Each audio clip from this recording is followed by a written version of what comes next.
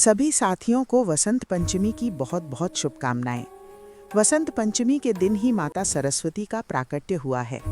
जब सृष्टि में अज्ञान, मौन और अंधकार था, तब ब्रह्मा जी की प्रार्थना पर माता सरस्वती प्रकट हुईं और वीणा के मधुर स्वर से ज्ञान का संचार किया। उन्होंने मनुष्य को वाणी, लेखन, संगीत और विवेक प्रदान किया। वसंत ऋतु स्वयं नवजीवन, नई ऊर्जा और सृजन का प्रतीक है।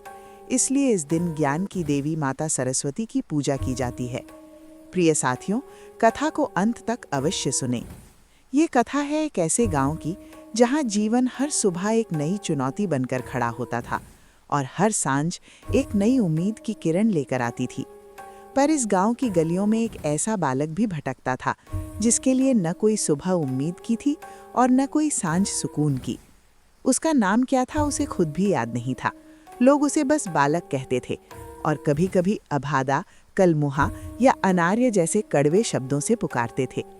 उसके जीवन में नियति ने ऐसा खेल खेला था जिसकी कल्पना मात्र से भी रूह कांप उठे। एक ही दिन में सब कुछ बदल गया।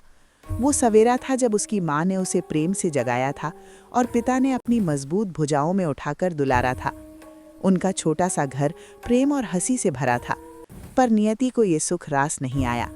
गांव में एक भीषण महामारी फैल गई, जैसे किसी अदृश्य दानव ने अपने विषैगे पंजे पसार दिए हों। एक एक कर घर सूने होते गए।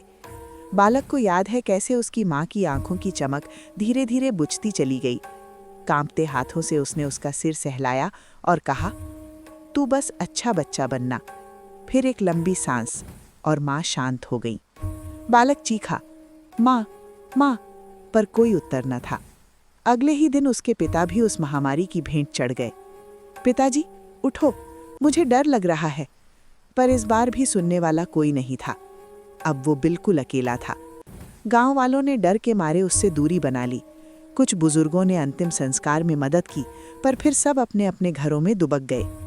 8 वर्ष का वो बालक, जिसे कल तक जीवन की कठिनाइयों का अर्थ भी पता नहीं था, आज एक गहरे अंधेरे कुएं में ढकेल दिया गया था। भूख लगती तो कोई रोटी नहीं, प्यास लगती तो कोई पानी नहीं, रात में ठंड लगती तो न माँ की गोद थी न पिता की बाहें। वो गांव की गलियों में भटकता रहता। कुछ दे दो माँ, बहुत भूख लगी है। पर जवाब में उसे डांट ही मिलती। चल हट, कहीं और जाकर मर। तू अभागा है, जलकर क्यों नहीं मर जाता? जलकर, ये शब्द उसकी आत्मा पर गहरे घाव की तरह बैठ गया। दिन बीतते गए।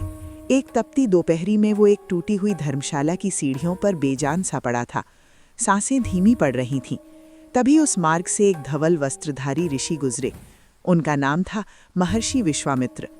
उन्होंने बालक को देखा और करुणा से भर उठे। बेटा, क्या हुआ तुम्हें? बालक कुछ बोल न पाया। भूख लगी है? उसने सिर हिलाया। महर्षि उसे अपने गुरुकुल ले गए। उसे स्नान कराया, स्वच्छ वस्त्र दिए और प्रेम से भोजन कराया। वर्षों बाद वो भरपेट खाकर सोया। ऋषि ने उसका नाम रखा अद्वैत। समय बीता, वसंत ऋतु आई और फिर आया वसंत पंचमी का पावन पर्व। गुरुकुल में माता सरस्वती की पूजा हो रही थी। मंत्र गूंज रहे थे, या कुंदेंदु तुषार हार धवला। अद्वैत चुपचाप बैठा था। तभी मंत्रों के बीच उसके भीतर कुछ पिघल गया। वर्षों से दबा दर्द उमड़ पड़ा और उसके मुख से एक शब्द निकला, माँ। उसी क्षण माता सरस्वती प्रकट हुई।